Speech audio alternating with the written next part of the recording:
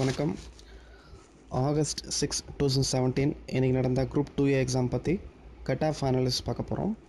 So அந்த cut off analysis எதை base பண்ணியிருக்குன்னு பார்த்தீங்கன்னா என்னோடய எக்ஸாம் எக்ஸ்பீரியன்ஸ், அப்புறம் என்னோடய ஃப்ரெண்ட்ஸோட எக்ஸாம் எக்ஸ்பீரியன்ஸ், அப்புறம் என்னை சுற்றி இருக்கிறவங்களோட எக்ஸாம் ஆன்சர் கீ போட்டு பார்த்த மார்க்கு, ப்ளஸ் எனக்கு அவங்களுக்கு தெரிஞ்சவங்களுக்கு. ஸோ அப்படின்ற மாதிரி எங்களுக்கு தெரிஞ்ச நாலேஜ் மூலமாக அந்த கட் ஆஃப் ப்ரிடிக்ட் பண்ண போகிறோம்.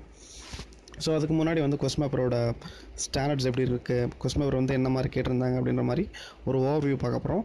ஸோ முதல்ல லாங்குவேஜ் வழக்கமாக டிஎன்பிஎஸ்சியில் நம்ம எதிர்பார்த்த கேள்விகள் தான் கேட்டிருந்தாங்க.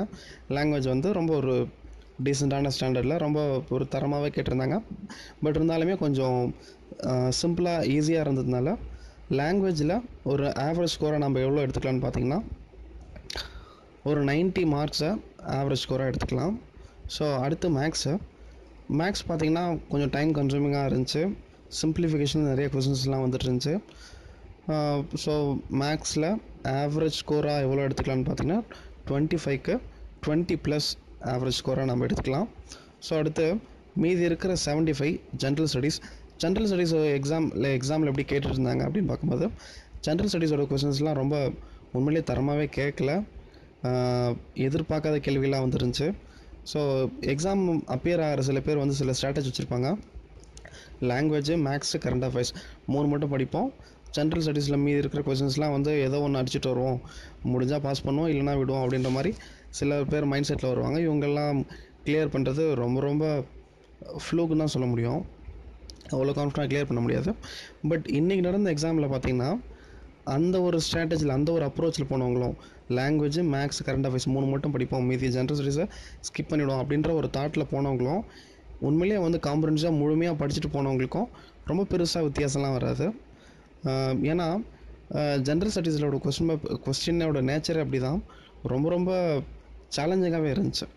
ஸோ அதனால் 75க்கு எவ்வளோ மார்க் ஒரு நல்ல ஸ்கோராக எடுத்துக்கலான்னு பார்க்கும்போது 40 மார்க்ஸை ஒரு டீசெண்டான ஸ்கோராக எடுத்துக்கலாம்.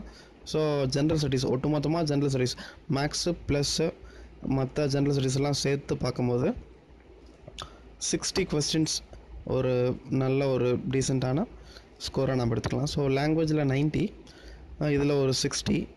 ஸோ ஒரு ஆவரேஜ் ஓவரால் ஸ்கோர் நம்ம எவ்வளோ எடுத்துக்கலாம்னு பார்க்கும்போது என்னோடய ப்ரெடிக்ஷன் படி 155 கட் ஆஃபாக இருக்கும். பட் நான் உங்களோட ஃப்ரெண்ட்ஸ் எல்லாருக்குமே பார்த்திங்கன்னா ஒரு 145லேருந்து 155 அந்த ரேஞ்சுக்குள்ளே இருப்பாங்க. ஸோ அப்படி இருக்கும்போது 155 கட் ஆஃப் வருமா அப்படின்ற மாதிரி ஒரு டவுட் உங்களுக்குலாம் வரும். காரணம் என்னென்னு பார்த்தீங்கன்னா எல்லாருமே லாங்குவேஜ் நல்லா பண்ணியிருப்பாங்க, 90 போட்டிருப்பாங்க, ப்ளஸ் மேக்ஸும் நல்லா பண்ணியிருப்பாங்க, 20+ எய்ம் பண்ணியிருப்பாங்க. ஸோ நான் முன்ன சொன்ன மாதிரி மீதி இருக்கிற கொஸ்டின்ஸ்க்கெலாம் ஜஸ்ட் அவங்க ஏதோ ஃப்ளூக்கில் ஆன்சர் பண்ணியிருந்தால் கூட எல்லாருமே 145+ கிராஸ் பண்ணியிருப்பாங்க. கொஞ்சம் ஆவரேஜாக நல்லா படிக்கிற ஸ்டூடெண்ட்ஸாக இருந்தால் கூட எல்லாருமே 150+ கிராஸ் பண்ணியிருப்பாங்க. ஸோ அதனால் நிறைய பேரோட மார்க் 145 to 155 அந்த ரேஞ்சுக்குள்ளே இருக்கும். ஸோ என்னோடய ப்ரிடிக்ஷன் ஜென்ரல் கேட்டகரிக்கு 157 or 8, ஸோ அந்த ரேஞ்சுக்குள்ளே இருக்கும். ஸோ பிசி, எம்பிசி, எஸ்சி இவங்களாம் ஒவ்வொரு மார்க்கோ இல்லை 2 மார்க்கோ குறைச்சிக்கலாம். ஸோ விமனுக்கு 3 மார்க்ஸ் குறைச்சிக்கலாம். ஸோ 155 to 158, ஸோ இந்த ரேஞ்சுக்குள்ளே தான் கட் ஆஃப் இருக்கும். ஸோ இது வேறு மாதிரியே நம்ம இதை ப்ரிடிக்ட் பண்ணலாம். எப்படின்னு பார்க்கும்போது போன முறைக்கு முந்தின முறை நடந்த குரூப் 2A எக்ஸாமில் ஆல்மோஸ்ட் 2000 வேக்கன்சி இருந்துச்சு.